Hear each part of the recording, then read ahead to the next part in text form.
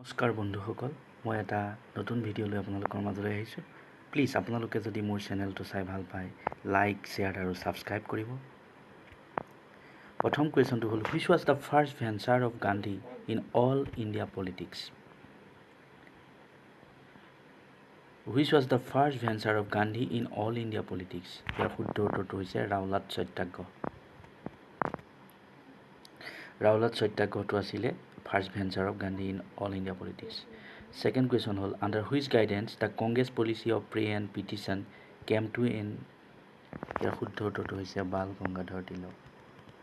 Question number 3, which was the most short lived of all Britain's constitutional experiment? ইয়াৰ শুদ্ধ উত্তৰটো হৈছে Indian council act of 1909, যিটোক মলেমিণ্টো reforms বুলি কোৱা হয়। Abhinav Bharat, a secret society is also' known as Young India Society. Abhinav Bharat a secret ছ'চাইটিক Young India Society বুলি জনা হৈছিল। ফাউণ্ডাৰ অফ অভিনৱ ভাৰত ইজ, অভিনৱ ভাৰত নামৰ ছ'চাইটিটোৰ প্ৰতিষ্ঠাপক আছিল বিনায়ক দামোদৰ সাভাৰকাৰ। 1903 চনত এই সংস্থাটো প্ৰতিষ্ঠা কৰা হৈছিল।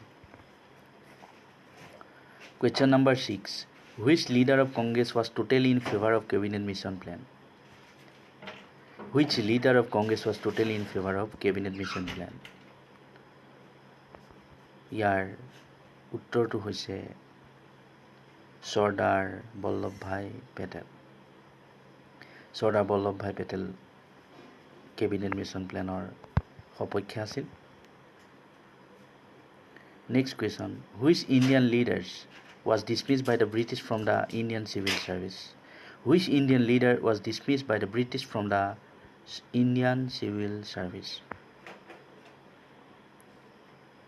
তেওঁক ইণ্ডিয়ান চিভিল ছাৰ্ভিচৰ পৰা ডিছমিছ কৰা হৈছিলে এজন ভাৰতীয় নেতা। তেওঁৰ নামটো হৈছে সুৰেন্দ্ৰনাথ বেনাৰ্জী। সুৰেন্দ্ৰনাথ বেনাৰ্জী।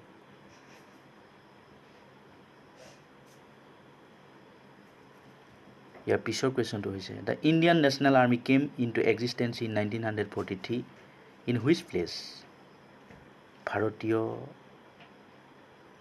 ৰাষ্ট্ৰীয় আৰ্মি ছিংগাপুৰত গঠন কৰা হৈছিল।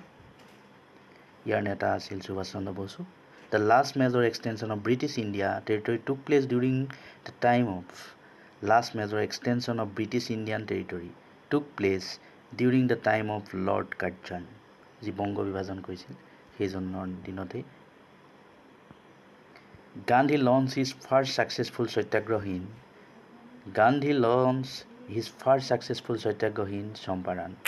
চম্পাৰণত লঞ্চ কৰিছিলে ফাৰ্ষ্ট ছাকচেছফুল সত্যাগ্ৰহ।